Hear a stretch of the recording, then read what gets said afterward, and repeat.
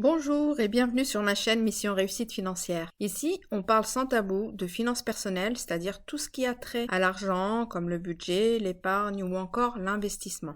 Alors, le sujet du jour porte sur 6 secrets pour atteindre l'indépendance financière. Déjà, c'est quoi l'indépendance financière?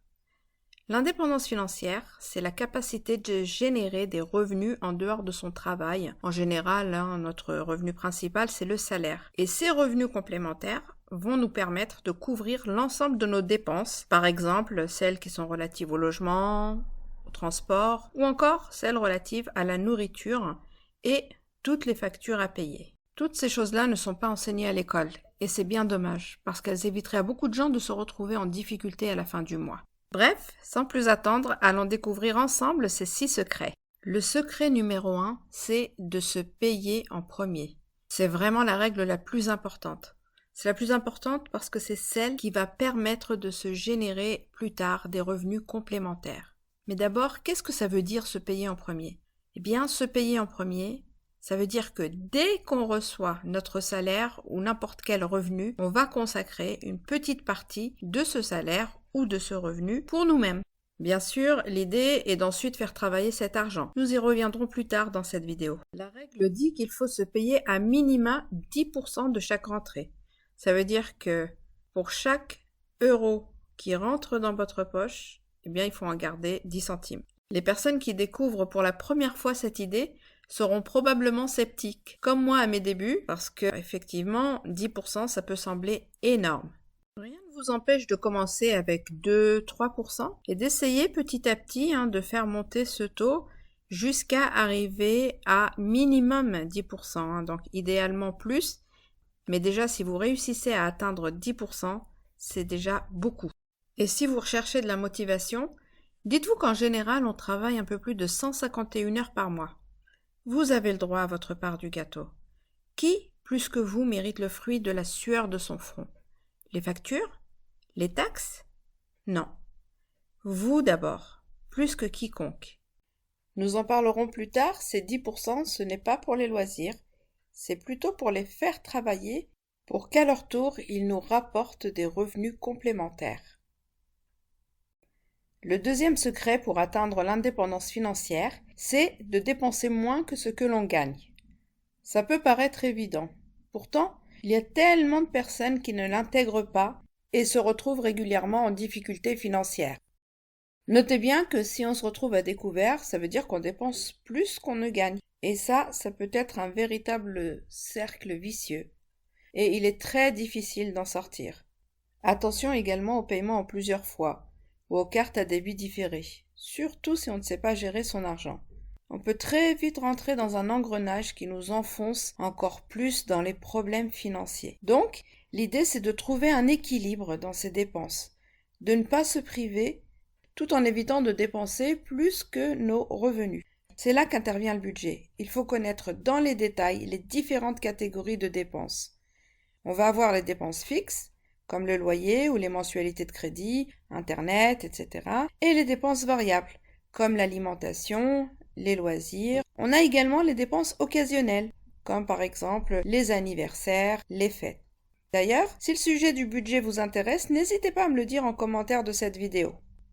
Pour terminer sur ce deuxième secret de l'indépendance financière, je voudrais faire quelques remarques. Tout d'abord, le problème de dépenser plus que son salaire n'est pas uniquement observé sur les bas revenus.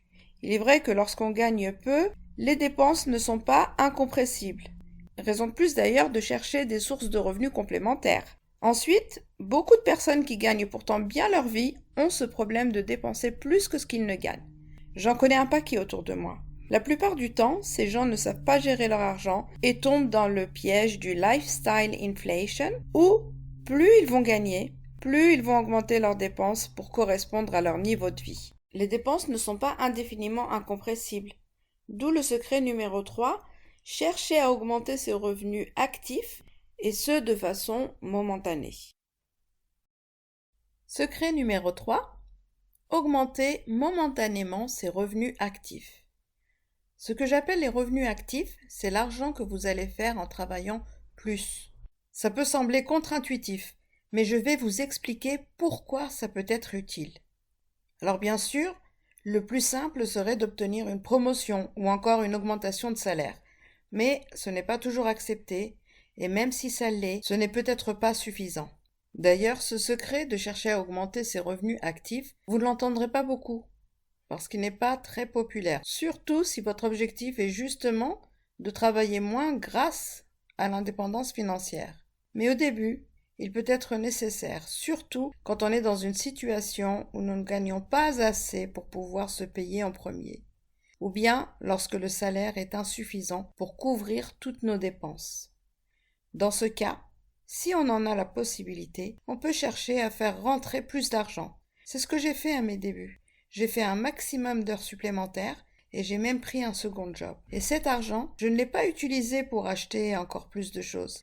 Je l'ai utilisé soit à l'époque pour me désendetter, soit pour l'investir. La bonne nouvelle, c'est que nous ne sommes pas obligés de le faire sur le long terme. Au contraire, il peut être vu comme un sacrifice sur du court terme pour ensuite équilibrer ses finances ou accélérer la route vers l'indépendance financière. Qui peut être concerné par la recherche d'augmenter ses revenus actifs? Je dirais les petits revenus, mais également la classe moyenne. Je ne sais pas vous, mais dans mon cas, je gagnais plutôt bien ma vie. Mais mes revenus n'augmentaient pas proportionnellement à l'augmentation des prix. Et surtout, je ne voulais pas me priver en réduisant drastiquement mes dépenses. Donc, soit je me contentais de subvenir à nos besoins avec quelques plaisirs ça et là, soit je décidais de sortir du cercle vicieux de « je travaille pour payer mes factures ». Eh bien, j'ai choisi la seconde option, casser le cercle vicieux du métro-boulot-dodo. Remarquez qu'il est parfois compliqué de faire des heures sup ou de trouver un second job parce que notre situation personnelle ne le permet pas. Je suis d'accord et je peux vous dire que je connais bien la situation. Dans mon cas, ça a demandé une organisation et une motivation en me répétant que c'était temporaire. Et j'insiste sur le côté temporaire. Faut absolument pas qu'on rentre dans je travaille plus pour gagner plus, pour dépenser plus, le fameux lifestyle inflation, donc l'inflation du niveau de vie, où plus on gagne, plus on va dépenser. Ça, c'est vraiment le piège à éviter. Petit récap à mi-chemin. Donc, on a dit que tout d'abord, on va chercher à se payer en premier. Minimum 10% de ses revenus. Ensuite, deuxième secret, il faut dépenser moins que son salaire. Et enfin, on va chercher, au début de notre aventure vers l'indépendance financière, à augmenter nos revenus actifs. On va passer maintenant au secret numéro 4, c'est celui d'épargner. Épargner, on sait faire en France. En tout cas, c'est ce que dit la Banque de France. Les livrets A sont pleins.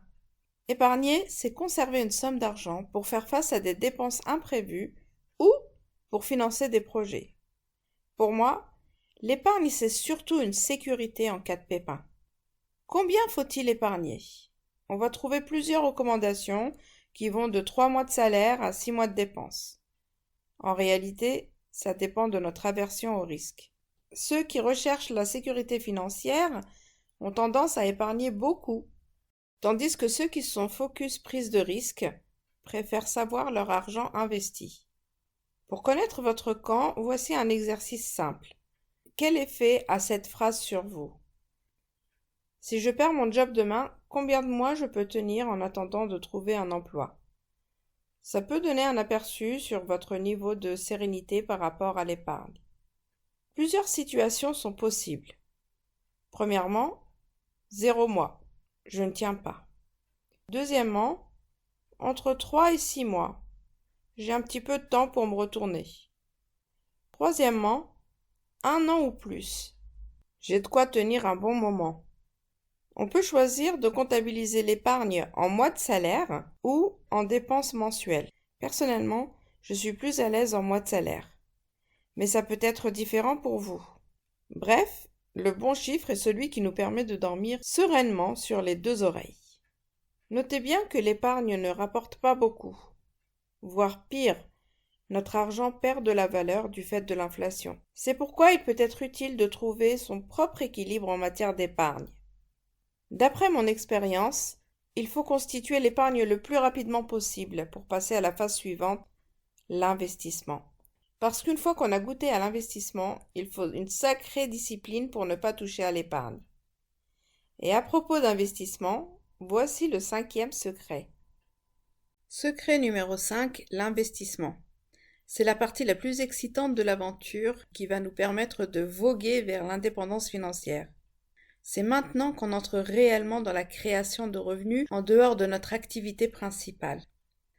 Investir, c'est faire travailler son argent, afin qu'à son tour, il nous rapporte de l'argent. C'est ce qu'on appelle communément des revenus complémentaires. Autant l'épargne nous apporte une sérénité d'esprit et peut nous dépanner en cas d'imprévu, autant l'investissement va nous permettre de faire de l'argent. En général, on investit pour le futur. Prenons le cas de la retraite. En France, le système de retraite est fragile. Et lorsque nous y serons, il n'y aura probablement plus grand-chose. Je pars du principe que ma retraite sera au mieux à 50% de mon salaire et que d'ici là, l'inflation aura pas mal grignoté du pouvoir d'achat. Donc, plutôt que d'attendre, j'anticipe avec l'investissement. Vous vous souvenez du premier secret? Se payer en premier? Eh bien, c'est maintenant que nous allons pouvoir l'implémenter. On se paye en premier pour ensuite utiliser cet argent et le faire fructifier via l'investissement. La question qu'on se pose quand on est débutant, c'est dans quoi investir? Mais avant d'investir, il faut éviter de se lancer sans connaître en détail les supports. Il y en a plusieurs, comme par exemple l'immobilier, la bourse, le financement participatif, ou encore les SCPI et d'autres possibilités. Le pire, ce serait de se lancer tête baissée, sans connaître les supports et sans se connaître soi-même en matière de gestion du risque. Quand j'ai débuté en bourse, j'ai fait pas mal d'erreurs, parce que premièrement, je n'y comprenais pas grand-chose, et deuxièmement, dès que je rencontrais une baisse, je paniquais et je vendais à perte. J'ai même voulu tout laisser tomber. Mais heureusement pour moi, j'avais commencé avec une petite somme, ce qui m'a permis de m'entraîner, et aujourd'hui, je comprends dans quoi j'investis, et je sais une chose à propos de moi, la spéculation, ce n'est définitivement pas fait pour moi. Je suis plutôt un profil sage de, entre guillemets, bonne mère de famille. Oui, je recherche la performance, mais pas en faisant n'importe quoi. Comme le dit Warren Buffett, la règle numéro 1 en bourse, c'est de ne pas perdre d'argent, et la règle numéro 2, c'est de se rappeler de la règle numéro 1. En résumé, on investit pour gagner et non pas pour éviter de perdre. Dernière chose à propos de l'investissement, voilà plus de 10 ans que j'investis dans plusieurs supports. Mon expérience m'a fait réaliser une chose. On ne peut pas être bon dans tout, même si on peut investir dans tout. C'est bien de commencer par un support à la fois. Une fois qu'on l'a bien maîtrisé, on peut passer au suivant, et ainsi de suite. C'est justement le dernier secret. 6e secret pour atteindre l'indépendance financière, créer plusieurs sources de revenus. Avant d'aller plus loin, en matière d'investissement, il y a plusieurs écoles. Ceux qui vous diront de rester focus sur un seul type d'investissement pour éviter de se disperser et perdre de l'argent, et ceux qui au contraire vous diront de diversifier les supports d'investissement pour limiter le risque. Personnellement, je suis de la deuxième école. Je pense que c'est risqué d'être 100% focus sur un seul support d'investissement. Par exemple, en 2020, lorsque la bourse a beaucoup chuté, si une personne comptait sur cet argent pour vivre, elle aurait retiré son argent au pire moment et son patrimoine aurait fondu comme neige au soleil. En réalité, cette période était au contraire une opportunité, avec des prix bradés. C'était plutôt le moment d'investir plus que d'habitude. En ayant plusieurs sources de revenus, on ne met pas tous ses œufs dans un même panier. Ainsi, on se sécurise. Quand un actif est en crise, l'autre prend le relais. Comme je l'ai dit précédemment, je pense qu'il ne faut pas se disperser au début de l'aventure vers l'indépendance financière. C'est mieux de choisir un support à la fois, le temps de bien le maîtriser. Investir dans plusieurs types de supports permet également d'avoir des revenus récurrents de diverses provenances. Par exemple, pour l'immobilier, des loyers, pour la bourse, des dividendes, Pour le financement participatif, des intérêts, etc. Et vous, que préférez-vous? Rester focus sur un seul type d'investissement ou au contraire diversifier les supports d'investissement? Dites-le moi en commentaire. Avant de conclure la vidéo, petit disclaimer, cette vidéo est uniquement à but pédagogique. Les informations contenues dans cette vidéo ne sont pas des conseils en investissement.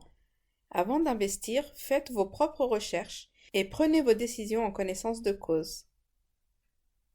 Voilà, nous avons fait le tour des 6 secrets pour atteindre l'indépendance financière.